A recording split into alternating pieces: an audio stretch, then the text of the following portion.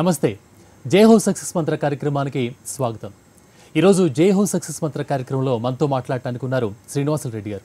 శ్రీనివాసరెడ్డి గారు నమస్కారం అండి. నమస్తే. శ్రీనివాసరెడ్డి గారు, జై హో సక్సెస్ మంత్ర కార్యక్రమానికి వచ్చినందుకు వెరీ వెరీ థ్యాంక్స్ అండి. ఇక జై హో సక్సెస్ మంత్ర కార్యక్రమంలో ఈరోజు చూసుకుంటే మీరు ఏ అంశం పైన మాట్లాడదలుచుకున్నారు? పోటీ పరీక్షలు, ఇంగ్లీష్ యొక్క ప్రాధాన్యత అనే అంశం గురించి ఇవాళ మనము చర్చించుకోబోతున్నాం.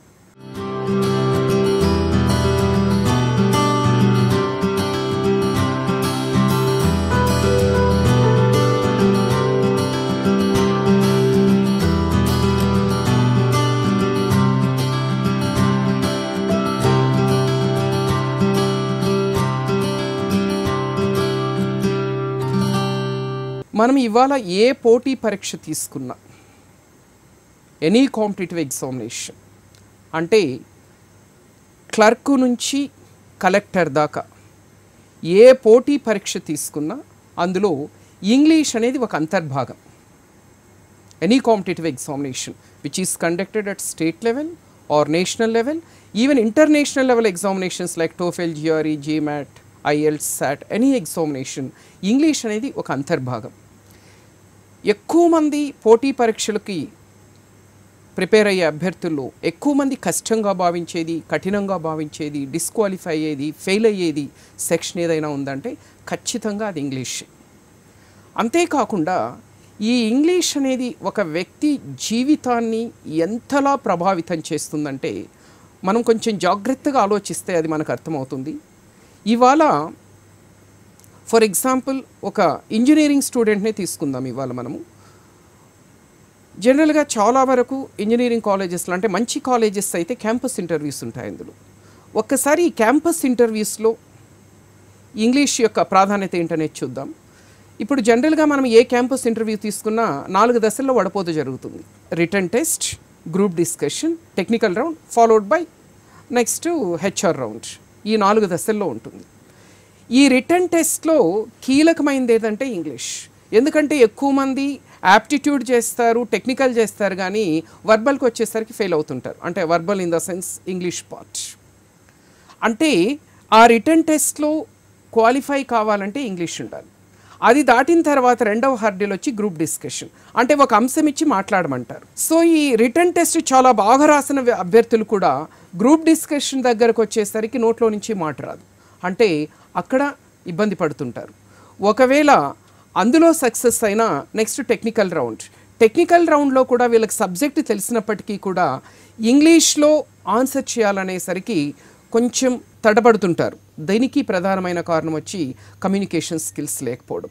తర్వాత హెచ్ఆర్ రౌండ్. హెచ్ఆర్ రౌండ్లో without communication skills, without proper English knowledge no student can get through HR round.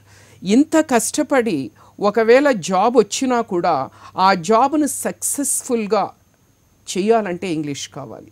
చేస్తూ అందులో ఒక ఉన్నత స్థాయికి చేరుకోవాలంటే ఇంగ్లీష్ కావాలి. వచ్చిన జాబ్ని నిలబెట్టుకోవాలంటే ఇంగ్లీష్ కావాలి. అంటే ఇంగ్లీష్ అనేది మన జీవితంలో ఎంత ప్రాధాన్యతను సంతరించుకుంది. ఒక వ్యక్తిని ఇంగ్లీష్ అనేది ఏ స్టేచర్కి, ఏ స్టేటస్కి తీసుకెళ్తుందంటే ఇవాళ 4 భారతీయులు ప్రపంచాన్ని శాసించగలుగుతున్నారు. వాళ్ళే సత్యం, శివం, సుందరం.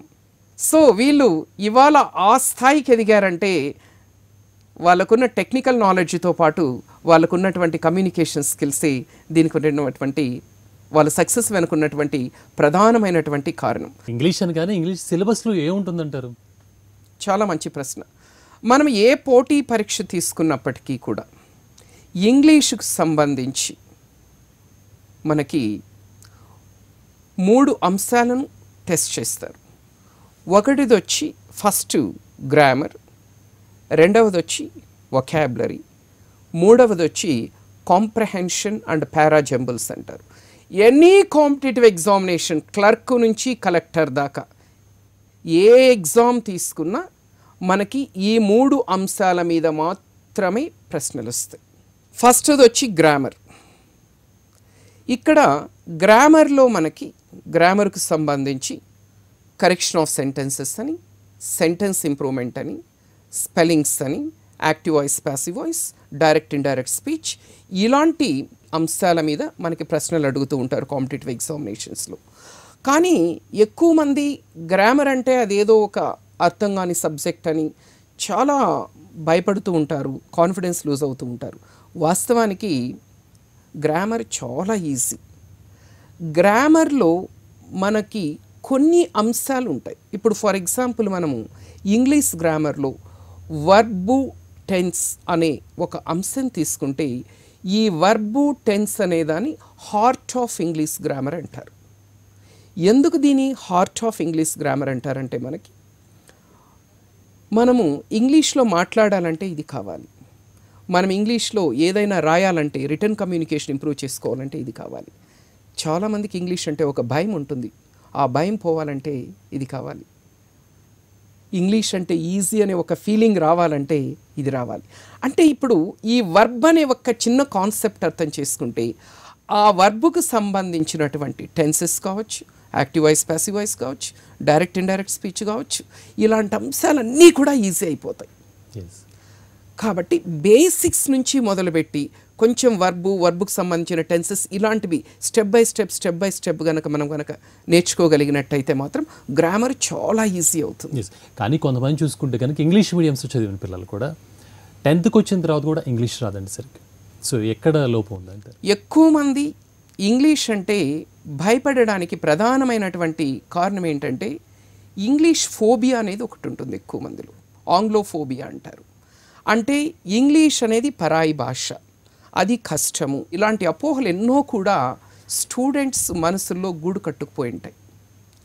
సో ఇక్కడ మనము మొదట ఇంగ్లీష్ నేర్చుకోవాలంటే ఇంగ్లీష్ పట్లున్న భయం ఏదుందో ఫస్ట్ భయాన్ని జయించాలి. మనం ఆ భయం నుంచి బయటపడాలి. Unless we overcome the fear of English we cannot learn English. ఈ భయం నుంచి మనము బయటపడాలి అంటే ఫస్ట్ ఇంగ్లీష్కి సంబంధించినటువంటి కొన్ని వాస్తవాలు, అపోహలను అర్థం చేసుకోవాలి. ఫస్ట్ ఇంగ్లీష్కి సంబంధించి ఎలాంటి అపోహలు ఉన్నాయి, ఎలాంటి వాస్తవాలు ఉన్నాయి అనేది కనుక మనం ఒకసారి గమనించినట్టయితే మొదటి అపోహ ఏంటంటే ఇంగ్లీష్కి సంబంధించినంత వరకు కూడా ఇంగ్లీష్ అనేది చాలా కష్టమైన భాష ప్రపంచంలో. ఇది మొదటి అపోహ. కానీ వాస్తవం ఏంటంటే English is one of the easiest languages in the world. ఇంకొకటి మనకు ఆశ్చర్యం కల్పించే విషయం ఏంటంటే Telugu is one of the most difficult languages in the world. English is one of the easiest languages in the world. Telugu మాట్లాడేటప్పుడు ఎలా మాట్లాడినా కూడా మాట్లాడే చేసిన తర్వాత మనం అనుకున్న గ్రామర్ ఏదైతే ఉందో తెలుగులో ఇలా మాట్లాడాలి అలా మాట్లాడాలని చెప్తాం. అది ఒక రకంగా ఈజీ పద్ధతిగా వలన తొందరగా మాట్లాడటం, ఇంగ్లీష్ మాట్లాడలేకపోవడం అంటారు. ఎందుకంటే ఇంగ్లీష్ అనగానే ఫస్ట్ నుంచే గ్రామర్ వస్తుంది కదా. సో దాని వలన ఇంగ్లీష్ నేర్చుకోలేకపోవడం కూడా ఒక కారణంగా మనం భావించవచ్చు అంటారా? ఇంగ్లీష్ ఎందుకు ఎక్కువ మంది కష్టంగా ఫీల్ అవుతుంటారు అంటే దీనికి ప్రధానమైనటువంటి కారణం ఏంటంటే ఇంగ్లీష్ పట్ల మనకి ఎక్స్పోజర్ లేదండి. ప్రధానమైన కారణం ఏంటంటే ఎక్స్పోజర్ లేకపోవడం. మీరు గమనించండి, ఈ ప్రపంచంలో మీకు ఏ భాష మీద పట్టు రావాలన్నా ఒక భాషలో 4 కాంపోనెంట్స్ ఉంటాయండి.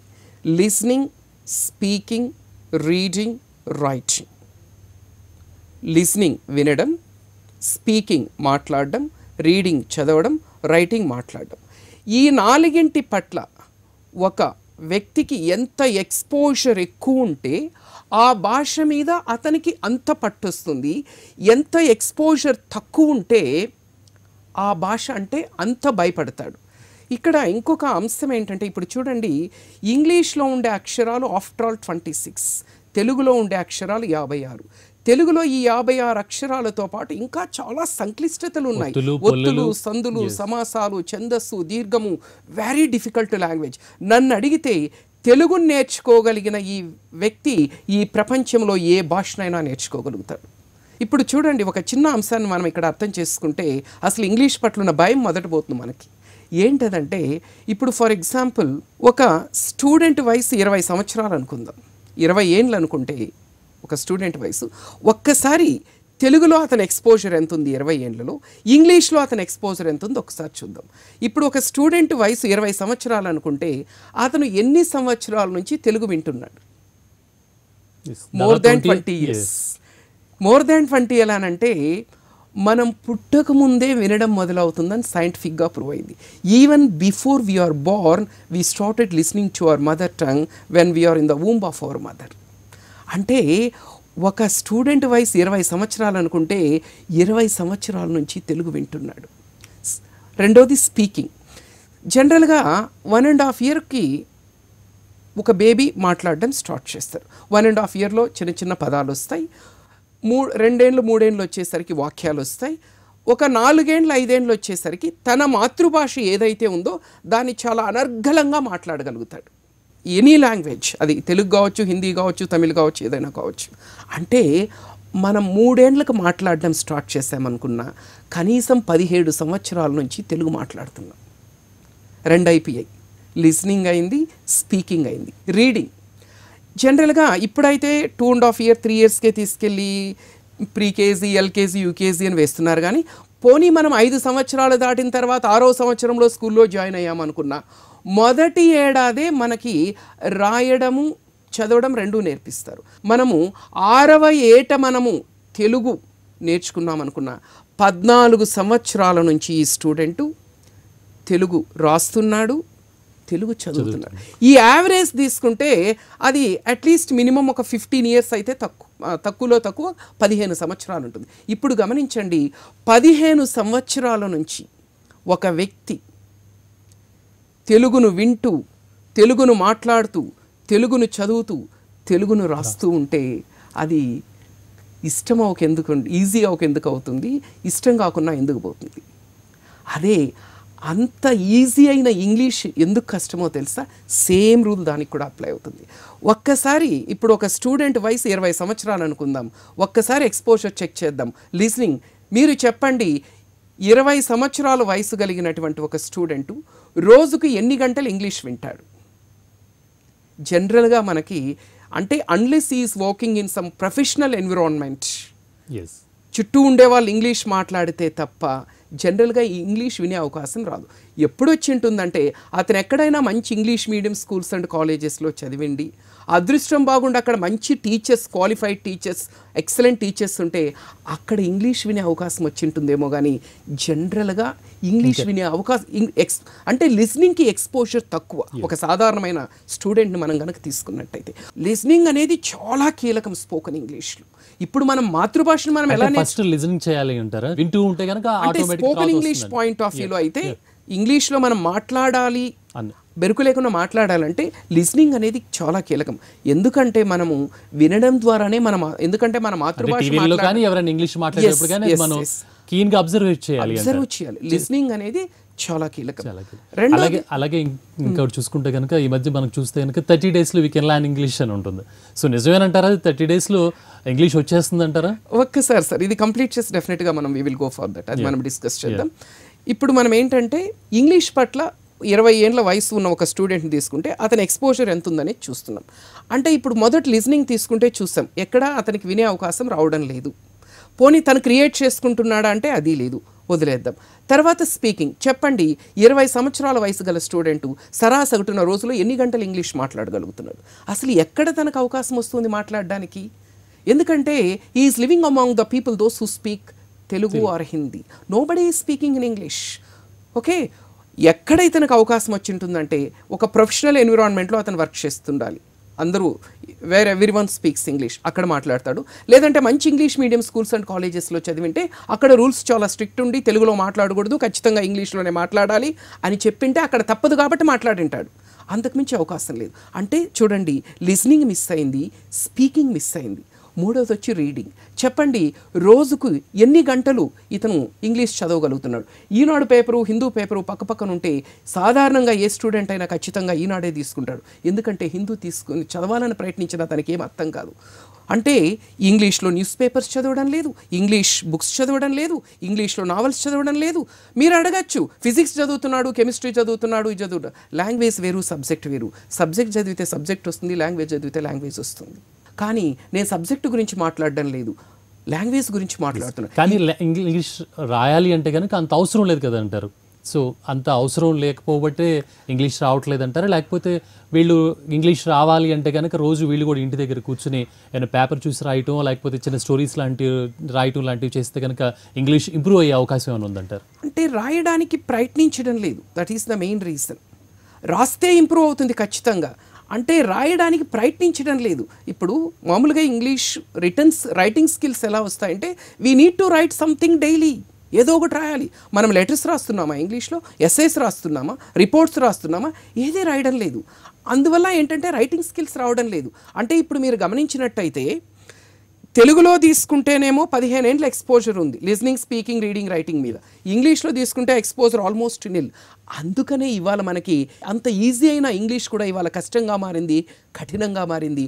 అంత కష్టమైన తెలుగు కూడా ఇవాళ ఇష్టంగా, ఈజీగా మారడానికి ప్రధానమైనటువంటి కారణం ఎక్స్పోజర్ లోపించడం. ఇక్కడ ఇంకొక పాయింట్ చెప్పాలి మీకు. మంచి ఇంగ్లీష్ మీడియం స్కూల్స్లో చదువుతున్నటువంటి, మంచి స్టాండర్డ్ స్కూల్స్లో చదివే పిల్లలు, first class, second class, third class చదువుతున్నటువంటి పిల్లలు కూడా చాలా చక్కటి ఇంగ్లీష్ మాట్లాడగలుగుతున్నారు, రాయగలుగుతున్నారు, చదవగలుగుతున్నారు. దీని వెనుకున్నటువంటి సీక్రెట్ ఏంటి? మనము డిగ్రీలు చేసినా, ఎంబీఏలు చేసినా, ఎంసీఏలు చేసినా, ఎంటెక్లు చేసినా మనం ఎందుకు ఇంకా స్టిల్ ఇంగ్లీష్ అంటే భయపడుతున్నాం? అంత చిన్న వయసులో, 5-6 సంవత్సరాల వయసులో వాళ్ళు అంత చక్కటి ఇంగ్లీష్ ఏ విధంగా వాళ్ళు మాట్లాడగలుగుతున్నారంటే దానికి కూడా మళ్ళీ ఎన్విరాన్మెంటల్ ఇన్ఫ్లుయెన్స్. ఇంతవరకు మనం చెప్పింది 30 డేస్లో ఇంగ్లీష్ గురించి మీరేమంటారు? నిజంగానే అంటారా 30 డేస్లో ఇంగ్లీష్ వచ్చేస్తుందా? సో 30 డేస్లో ఇంగ్లీష్ వచ్చేస్తుంది అనుకుంటే అది ఒక రకమైనటువంటి భ్రమని మాత్రమే చెప్పచ్చు. ఇక్కడ ఎందుకంటే ఇంగ్లీష్ రావాలి అంటే ఇప్పుడు చాలామంది ఏంటంటే ఇంగ్లీష్ కోసము స్పోకెన్ ఇంగ్లీష్ ఇన్స్టిట్యూట్స్ను ఆశ్రయించడము, రకరకాలుగా ఇంగ్లీష్ నేర్చుకోవడానికి ప్రయత్నిస్తూ ఉంటారు. కానీ ఎప్పుడు ఇంగ్లీష్ అనేది వస్తుందంటే ఫస్ట్ ఇంగ్లీష్ నేర్చుకోవాలనే ఒక ప్యాషన్ ఉండాలి. ఆ కోరిక ఎంత బలీయంగా ఉంటుందో అంత త్వరగా ఇంగ్లీష్ నేర్చుకోవచ్చు. నేర్పించడానికి ఒక వ్యక్తి ఉండాలి. ఆ వ్యక్తి కూడా ఎలాంటి వ్యక్తి ఉండాలంటే he must be capable of teaching you. He must know the right method, right strategy, right technique of developing your skills. ఇప్పుడు జనరల్గా ఇప్పుడు మనం చూస్తుంటాం, కొంతమంది చాలా డెస్పరేట్గా ప్రయత్నిస్తూ ఉంటారు స్పోకెన్ ఇంగ్లీష్ నేర్చుకోవాలని. చాలా ఇన్స్టిట్యూట్స్లోకి వెళ్తారు, అక్కడ ఫీజు కడతారు, జాయిన్ అవుతారు, 3 నెలలు 4 నెలలు అక్కడ వెళ్తారు, బట్ స్టిల్ ఇంగ్లీష్ రాదు. ఎందుకంటే చాలా ఇన్స్టిట్యూట్స్లో, అంటే కొన్ని ఇన్స్టిట్యూట్స్ మంచి ఇన్స్టిట్యూట్స్ ఉంటాయి, కానీ చాలా ఇన్స్టిట్యూట్స్లో జరిగేది ఏంటంటే స్పోకెన్ ఇంగ్లీష్ పేరు చెప్పి ఎక్కువగా, అంటే కోర్సులో 70 to 80% గ్రామర్ కేటాయిస్తారు. అంటే at the end of the day ఏమవుతుందంటే స్టూడెంట్కి గ్రామర్ మీద పట్టు వస్తుంది కానీ మాట్లాడడం మీద పట్టు రాదు. అంటే గ్రామర్ వచ్చినంత మాత్రాన మనం ఇంగ్లీష్ అనర్గళంగా మాట్లాడేస్తున్నాం అనుకుంటే భ్రమ. ఎందుకంటే మన మదర్ టంగ్, మనం తెలుగు మాట్లాడడానికి మనం ఎలాంటి గ్రామర్ నేర్చుకోలేదు. English is also not exception to that. కాబట్టి మనకి ఇంగ్లీష్ నేర్చుకోవాలి అంటే ఫస్ట్ ఆఫ్ ఆల్ ఏంటంటే నేను చెప్పినట్టు ఫస్ట్ వినడం, తర్వాత మాట్లాడడం. ఇలా చేస్తే మనకి ఇంగ్లీష్ మీద పట్టొస్తుంది. వాళ్ళు ఎగ్జామ్స్ రాయాలన్నా కూడా చాలా ఈజీగా రాస్తారు, ఎగ్జామ్స్ రాయాలన్నా కూడా ఈజీగా రాసే అవకాశం ఉంటుంది. అలాగే చాలా మందికి మీరు అంటున్నట్టుగా గ్రామర్ మీద కొంతమందికి పట్టు ఉండదండి. సో ఎగ్జామ్స్కి వెళ్ళిన తర్వాత కూడా చాలా మంది కూర్చుంటే గ్రామర్ మీద పట్టు ఉండదు. ఏదో మాట్లాడటం అంటే మామూలుగా కొంతవరకు మాట్లాడుతూ ఉంటారు, కానీ ఎగ్జామ్ పేపర్ ఇవ్వగానే అక్కడ వాళ్ళు గ్రామర్ ఏమీ రాదు. సో మార్క్స్ కూడా చాలా తక్కువ వస్తాయి. మరి దీన్ని అధిగమించాలంటే విద్యార్థులు ఏం చేయాలంటే? ఇవాళ ఎక్కువ మంది ఇంగ్లీష్ అంటే భయపడడానికి ప్రధానమైన కారణం ఒకటి వచ్చి ఎక్స్పోజర్ లేకపోవడం, ఇది వరకే డిస్కస్ చేస్తాం.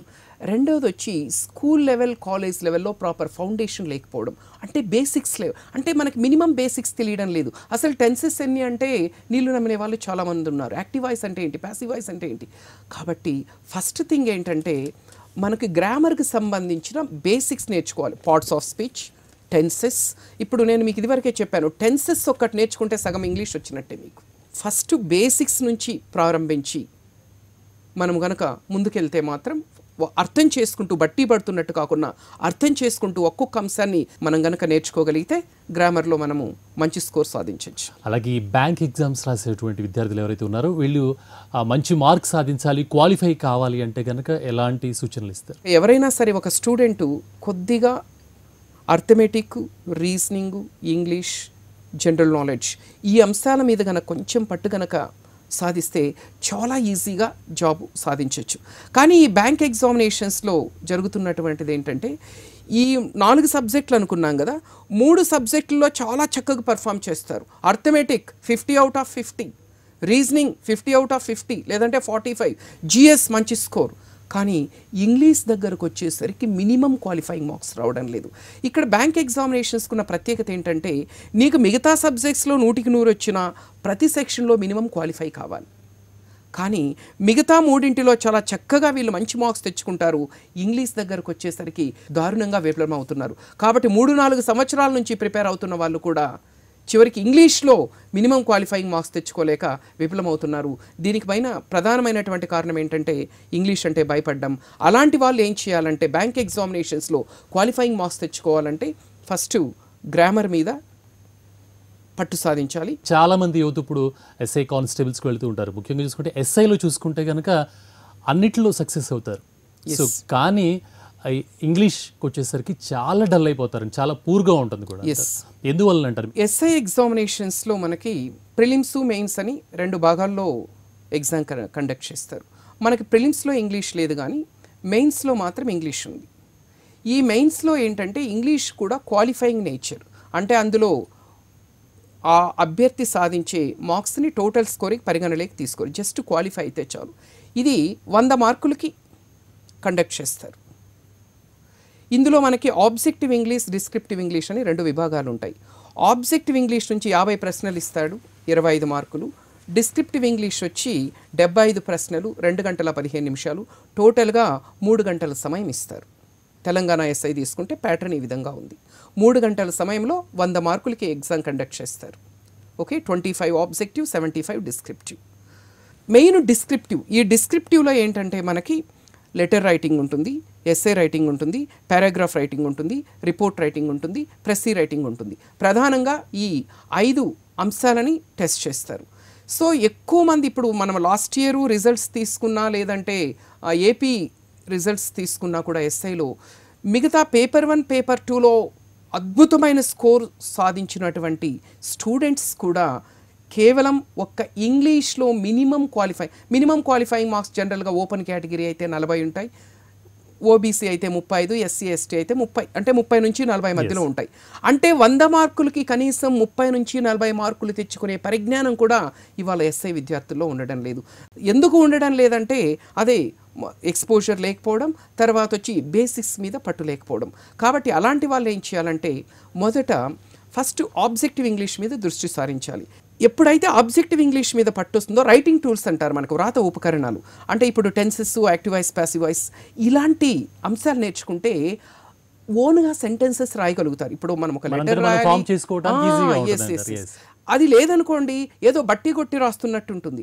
అదే మనము ఫస్ట్ ఈ రైటింగ్ టూల్స్ నేర్చుకొని తర్వాత గనక మనము డిస్క్రిప్టివ్కి వెళ్తే సొంతంగా అంటే వాళ్ళు స్వతహాగా లెటర్స్ రాయగలుగుతారు, ఎస్సేస్ రాయగలుగుతారు, రిపోర్ట్స్ రాయగలుగుతారు, ప్రెస్సీ రైటింగ్ రాయగలుగుతారు, ఇవన్నీ కూడా రాయగలుగుతారు. ఫస్ట్ రైటింగ్ టూల్స్ అనేవి డెవలప్ చేసుకోవాలి.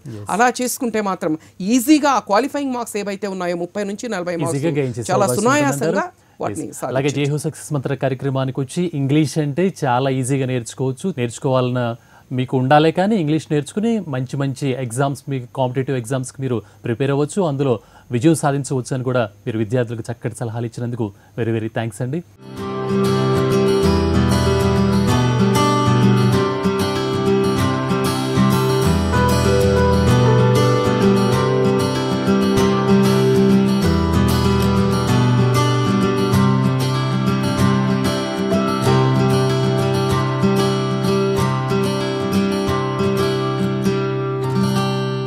ఇది ఈనాటి జై హో సక్సెస్ మంత్ర కార్యక్రమం. మరో జై హో సక్సెస్ మంత్ర కార్యక్రమంలో మళ్ళీ కలుద్దాం.